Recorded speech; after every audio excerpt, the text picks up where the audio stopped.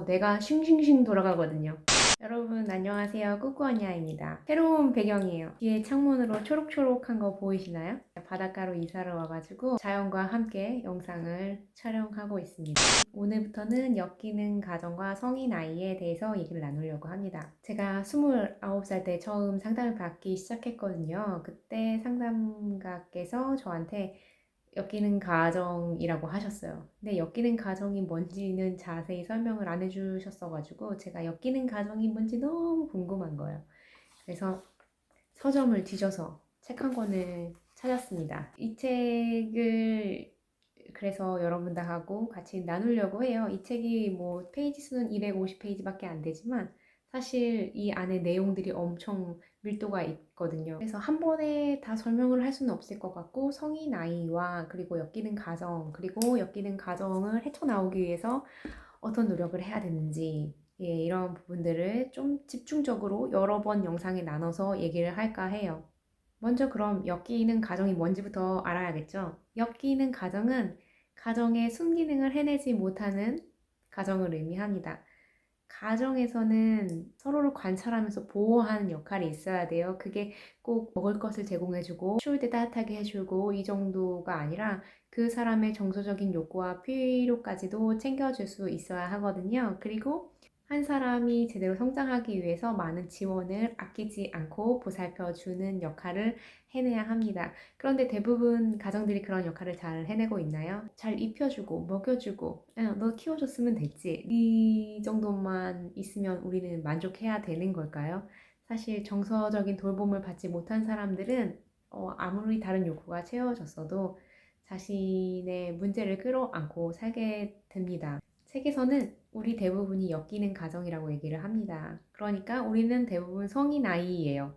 90에서 95%라고 얘기를 하는데요. 나머지 5%에 해당하는 사람들은 뭐 숨기는 가정에서 자랐다거나 아니면 엮이는 가정에서 자랐지만 순기능으로 변화한 사람들일 거예요. 성인 아이 책에서는요. 엮이는 가정은 혼자 치유할 수 없다라고 얘기를 하고 있어요. 익명의 그 단주의 모임에 참여를 해서 어떤 단체 공동체에 들어가서 함께 치유되는 과정을 걸으라고 얘기를 합니다. 또 제가 생각하기엔 그런데 들어가면 아무래도 내가 중독자라고 스스로 고백을 하는 꼴이 되니 아마 그런 곳에 들어가는 게 되게 낯설고 또 머뭇거려지실 것 같아요. 그런데 대부분의 가정은 역기능이고 대부분 사람들은 중독자예요. 그거를 빨리 인정하는 사람이 치유의 길로 얼른 들어갈 수 있을 거라고 생각을 합니다. 저 같은 경우에는 역기능 가정이라는 걸 상담을 통해서 알았지만 집단 상담과 교회 공동체 안에서 이런 프로그램을 10년 넘게 같이 했어요. 그래서 제 가정에서 배우지 못한 대화, 그리고 내가 나누지 못했던 마음의 이야기들을 풀어내는 방법을 그 사람들과 함께 있으면서 배웠던 것 같아요. 나는 숨기고 싶었던 이야기인데 누군가가 그거를 아무렇지도 않게 자기의 고통을 담담히 표현해내는 걸 보면요. 나도 숨기고 있었지만 할 수 없었던 얘기를 할 수 있는 용기가 생기거든요. 그래서 이런 이야기를 나누는 모임에 적극적으로 참여를 해보시기를 저도 권유를 하고 있어요. 하지만 아직까지도 주저하고 계신 분들이라면 제 영상을 통해서 그런 모임에 나갈 수 있도록 용기를 드리고 싶네요. 그러면 엮이는 가정의 비밀 성인아이 이 책을 통해서 제가 성인아이를 소개를 하고 또 제 사례를 얘기를 들으면서 이것이 누구 한 명의 개인의 문제가 아니라 인류 보편적인 문제라는 것을 또 얘기해 보도록 하겠습니다. 엮이는 가정은요, 순기능을 해내지 못하는 가정이라고 했잖아요. 우리가 곰곰이 내 마음을 들여다보면요, 상처받은 마음이 있을 거예요. 그렇지만 내가 부모한테 많은 지원을 받았고 교육을 받았고 부모님이 항상 날 입혀주셨고 먹여주셨고 생각하면 내가 복에 겨워서 이러고 있다 그러면서 자기를 계속 찌르는 생각들이 올라오거든요. 그래서 실제로 고통이 느껴지면서도 자기가 그 고통을 느끼는 거에 죄책감을 느끼게 돼요. 엮이는 가정에 두 가정을 소개를 하고 있어요. 이 책에서. 하나는 비밀이 보이지 않고 모호한 가정이에요. 그리고 하나는 비밀이 늘 드러나는 명백한 가정입니다. 어떻게 다른지 제 사례를 통해서 한번 말씀을 드려볼게요. 엮이는 가정이 좀 모호한, 비밀이 잘 보이지 않는 가정은요. 겉으로 보기에 아무런 문제가 없어 보여요. 굉장히 행복하고 단란하고 너무나 건전한 사람들처럼 보입니다. 그리고 자기들도 그렇게 확실히 믿고 있어요. 제가 어렸을 때 저희 집 가정이요. 대화도 많고 가족끼리 식사도 많이 하고 그렇기 때문에 되게 행복한 가정이라고 저는 생각을 했어요. 그런데 제가 굉장히 참지 못하는 어떤 분노가 있었거든요. 그 분노가 올라올 때 저는 표현하지는 않았어요. 그런데 좀 이상 행동을 한 게 있어요. 사람들이 눈치채지 못하게 머리카락을 잘랐어요. 겉으로 이렇게 뚝 자르면 보이겠죠? 안에 있는 속의 머리를 땡각 자르는 거예요. 이거를 이제 미용실 원장님이 발견해가지고 너 머리가 왜 이래? 이런 사건이 있긴 했었는데 아무튼 그런 식으로 분노를 표현하거나 사람들이 없을 때 소리를 지르고 그리고 종이를 찍고 저는 어렸을 때 그런 이상 행동을 했습니다. 그런데 사람들이 눈치를 채지 못했죠. 왜냐면 안 볼 때 했으니까요. 그리고 말을 표현하지 못하니까 몸이 아팠어요. 그리고 이게 점점 나이가 들어서 문제가 없는 것처럼 보였지만 언젠가 이게 문제 터지는 날이 생겼습니다. 그게 제가 상담을 받기 시작한 계기가 됐어요. 아무것도 문제가 없어 보이는 가정이 있었고 직장이 있었고 교회를 잘 다니고 있었고 그토록 원하는 안정을 가졌는데 저는 다른 문제가 발생하기 시작했어요. 너무 외롭고 영혼이 둥둥 떠다니는 느낌이 드는 거예요. 그럴 때 너무 힘들어서 같이 있어 달라고 사람한테 얘기를 했는데 오늘 이제 일이 있어서 빨리 못 들어간다. 그때 그게 굉장히 오랫동안 일어났어요. 일 중독인 모습을 보이는 사람과 같이 있다 보니 어떤 내가 받고 싶은 욕구들이 채워지지 않는 거예요. 그게 되게 견딜 수가 없었어요, 당시에. 네.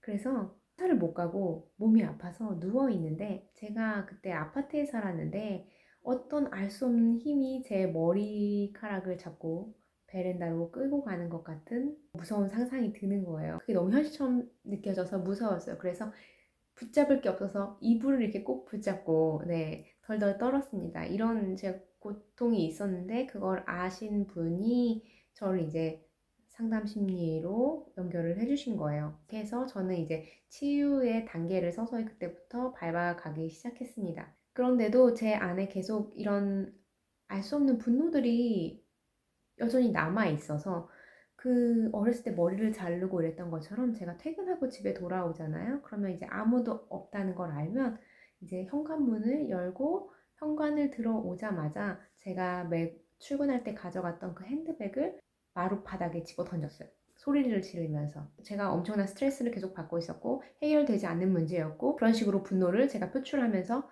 이상 행동을 보였던 것 같아요. 인간이 특별히 이유 없이 미친 듯이 날뛰는 이런 분노가 어디서 나온 걸까 수많은 연구가 있었다고 해요. 이 책에는 티나라는 어떤 백인 여성이 나오는데요. 이 여성은 33세의 백인 여성인데 저와 되게 굉장히 비슷한 사례였어요. 남편이 일중독이고 이 여성의 진단 결과는 이랬대요. 7년의 결혼 생활, 3자녀, 일중독 남편, 수개월 동안의 강박적 행동과 수년 동안의 적극적 부정 후에 적극적 부정이라는 건 나한테 문제가 있다라는 거를 적극적으로 부정했다는 거예요. 그리고 정확하게 심각한 동반의존, 우울증, 죄책감과 정체성 상실 경험 중 이렇게 진단 결과가 나왔답니다. 별 큰 문제가 아닌 것처럼 느껴질 수 있겠지만 사실 심각한 동반의존, 우울증, 죄책감, 정체성을 상실을 경험하게 되면요. 그 고통이 이루 말할 수가 없어요.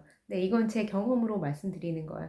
그래서 이런 고통을 느끼시는 분들은 나는 문제가 없는데 왜 이런 느낌 아니면 감정이 들지? 그런 것 때문에 더 죄책감이 밀려올 수 있어요. 엮이는 가정을 아는 건요. 나한테 이 분노의 원인이 어디서 왔는지 찾아낼 수 있어요. 그러면 되게 명백해져요. 모호했던 나의 생각들이 굉장히 단순해지고 명쾌해지거든요. 그걸로 인해서 내 머리 회로가 과부하가 걸리는 일이 줄어듭니다. 그러니까 내가 하고 싶었던 일, 시간을 쏟을 수 있는 여유가 생겨요. 내가 싱싱싱 돌아가거든요. 내가 알 수 없는 모호한 어떤 괴로움과 분노를 가지고 계신 분들은 엮이는 가정을 좀 많이 파헤쳐 보셔서 어떤 나의 문제가 있는지 한번 알아보시면 좋겠어요. 엮이는 가정이 명백하게 보이는 비밀이 없는 가정은요. 집안에 분명한 알코올 중독자나 마약 중독자가 있는 경우예요. 그래서 술에 취해서 가족에게 폭력을 행사하는 경우, 그 가족 구성원들이 폭력으로 벌벌 떠는 경우, 이런 경우에는 굉장히 역기능이라는 게 두드러지게 보이게 되죠. 그래서 여기에서 이제 학대를 받은 사람들은 학대로 인해서 학대를 느끼지 못하게 되는 경우도 있지만 자신의 고통이 어디서 왔는지 충분히 알 수 있기도 해요. 사람들이 말은 하진 않지만 굉장히 가정 안에서 폭력이 많이 일어나고 있거든요. 부유하고 그리고 문화적 혜택을 많이 입은 사람들도 가정폭력으로 굉장히 힘들어해요. 자기의 입지나 영향력 때문에 자기가 이런 일을 당하고 있다는 걸 말하기가 어렵잖아요. 그러니까 더 폭력에 노출된 결과가 되죠. 제가 생각했을 때 우리 가정은요, 모호함과 이런 명백함이 섞여 있는 가정이었던 것 같아요. 저희 원가정, 그러니까 부모님과 저 자녀들은 아마 이제 모호한 가정의 틀에서 자란 것 같습니다.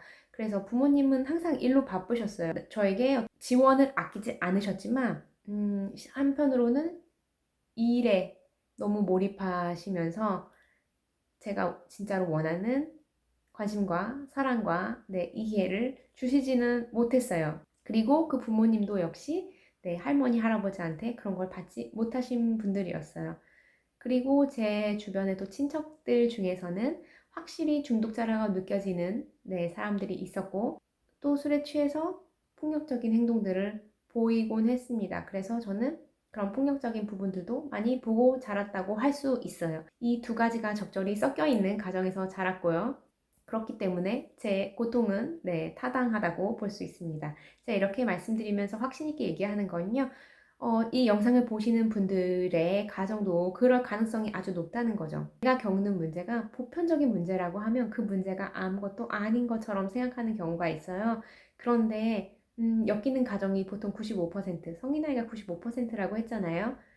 많은 사람들이 그 부분의 고통과 아픔을 느끼고 있으면서도 대부분 그 사람들이 겪는 거기 때문에 이건 인간의 문제야 라고 생각하는 거는 저는 무기력이라고 생각해요. 나머지 5% 중에서는 과거에 물려받은 엮이는 가정의 유산들, 엄마가 받은 삶을 자녀가 물려받고 아빠의 폭력적인 성향을 아들이 물려받는 이런 것들을 벗어난 사람들도 있거든요. 이걸 굉장히 적극적으로 벗어나고 싶은 사람이에요. 그러다 보니까 이 부분에 있어서 엄청 생각도 많이 하고 고민도 많이 하고 그러면서 또 내가 진짜 현실적인 문제는 해결하지 못하는 건가? 라고 생각하기도 하는 고충이 있어요. 하지만 저한테는 이게 현실적인 문제예요. 제가 진짜로 해결해 나가고 싶고 또 이런 아픔을 제 후손들한테 물려주고 싶지가 않아요. 이런 고통들에 대해서는 같이 나눌 수 있는, 대화할 수 있는 그런 장을 마련하고 내가 받지 못했던 정서적인 결핍, 그리고 정서적인 박탈 부분에 있어서는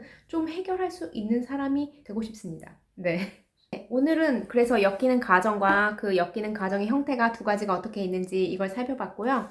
제가 가진 책에서는 이제 33페이지에 나와 있는 성인 아이 문제들을 전염시키는 특성들이 몇 가지 나와 있어요. 근데 이걸 제가 참 여러 번 이 책을 읽는데 읽을 때마다 너무 마음이 아파요. 이 한 65가지의 그 목록이 있는데 제가 몇 가지만 한번 말씀드려보도록 하겠습니다. 우리는 많은 친구들과 함께 있으면서도 지독하게 외로움을 느끼는 사회적 외톨이이다. 그렇지 않나요? 저는 되게 많은 군중과 있을 때도 제가 되게 외롭다거나 고독하다거나 이런 감정을 느끼곤 합니다. 우리 중에 많은 사람이 아무도 자신을 위해 함께 해주지 않았거나 자신에게 물질적으로는 채워주지만 정서적으로는 홀로 내버려 두었기 때문에 정서적으로 무시를 당했다. 이거 아까 제가 말씀드렸던 완전 제 얘기죠. 우리는 너무 열심히 일해서 오히려 잃거나 반대로 너무 적게 일해서 제대로 된 삶을 살지 못했다. 그렇죠. 너무 열심히 일하거나 아무것도 못하거나 저도 둘 중에 하나가 아닌가 그런 생각이 들어요. 우리는 완전 무결하게 보이는 사람이다. 정말 인생은 완전한 게 아닌데 저도 굉장히 완전 무결해 보이려고 애를 쓰고 또 그것 때문에 고통을 받는 것 같습니다. 우울증이나 심한 분노가 있다. 허무하거나 혼란스럽다. 감정 기복이 아주 심하거나 아예 진공 상태이다. 우리는 정말로 화가 났을 때 부엌문을 꽝 닫으면서 웃거나 정말로 슬플 때 화를 내면서 부엌문을 꽝 닫는다. 우리는 자신은 학대하지만 타인은 잘 돌본다. 진정 마음을 쏟아붓는 삶을 살지 못한다. 과거에 매달리고 미래를 두려워하면서 현재의 조바심을 낸다. 저가 정말 그래요. 저도 정말 현재의 조바심이 너무 나서 지금 이 영상을 촬영하면서도 이런 말을 고백하기는 싫지만, 이 아무도 보지 않는 영상을 왜 내가 찍고 있지? 라는 생각이 들어요. 분명히 제가 이 영상을 찍는 목적을 앞에 말씀을 드렸죠. 그런데도 불구하고 이 영상을 편집하면서 내보낼 때는 네, 저도 그런 생각이 듭니다. 목적 없이 죽도록 일한다. 무엇에도 만족을 느끼지 못한다. 네, 이것도 정말 제 얘기예요. 네. 제가 서울의 삶이 그리고 너무 이제 일을 많이 하는 거에 대해서 굉장히 지쳐 있었어요. 그리고 이제 대기업과 같이 일을 하는 거, 협력업체로. 이런 부분도 굉장히 지치더라고요. 네, 그 갑과 을의 관계에서 그 쪼임을 당하는 느낌. 네, 그것도 너무 싫고. 그래서 이렇게 좀 자연이 펼쳐진 곳에 오면 좋겠다고 생각해서 그게 현실로 이루어졌는데, 여기 오니까 서울에서처럼 일을 못하는 게 너무 힘든 거예요. 진짜 어떤 것에도 만족을 느끼지 못하는, 네, 그 제 모습에 좀 많이 놀랐어요. 우리는 몸매의 창피를 느낀다. 저는 이런 문제는 정말 I don't think so 이렇게 얘기를 하고 싶지만 사랑에 빠지게 되면 도망쳐 버리거나 네, 그 관계를 위해서 자신을 포기한다. 저 정말 그래요. 네, 정말 이혼하고 나서 데이트를 해서 좋은 사람이라고 생각하면 5번 이상, 5번 이상 데이트를 하기가 힘들었어요. 그리고 정말 이상한 사람한테는 나의 정체성도 포기하면서 그 관계에 올인하는 그런 관계 중독적인 모습을 보이기도 했습니다. 자랄 때 만성적 질병을 앓은 부모가 있다. 또는 정신적 질병을 앓는 부모가 있었다. 혹은 부모 없이 자랐다. 네, 이런 문제 완전히 자유로운 인간이 있을 수 있을까요? 저는 없을 것 같아요. 우리의 아픔은 굉장히 오래전 과거에서 시작이 됐대요. 이게 뭐 나의 과거를 말하는 건지 아니면 나의 조상의 그 DNA를 말하는 건지는 전 잘 모르겠어요. 아무튼 엄청 오래전에 일어난 일이래요. 그런데 그 문제, 그 고통을 해결하기 위해서 내가 최선을 다한 거죠. 최선을 다했지만 계속 그 같은 일은 반복되고 나는 해결할 방법을 알지 못해요. 여러분도 해결하지 못하는 어떤 문제, 그리고 계속 반복되고 있는 그 문제가 있으신가요? 우리는 우리 자신을 지켜내지 못한대요. 네, 이거 얼마나 슬픈 일인가요? 그런데 이 책은 앞으로도 그럴 것이다 라고 얘기하지는 않고 있어요. 우리가 우리 자신을 잘 지켜야 되겠죠.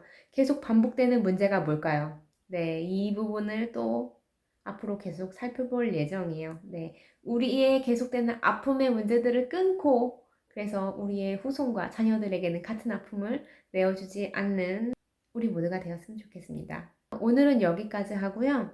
다음부터는 또 성인 아이의 증상들을 살펴보고 또 제 얘기들을 믹스 해가지고 또 얘기를 해보도록 할게요. 네. 다음 영상이 올라가기까지 오늘 영상을 보시고 나의 엮이는 가정의 모습은 뭐였는지 한번 살펴보시면 좋을 것 같아요. 구독과 좋아요, 알람 설정 꾹꾹 부탁드려요.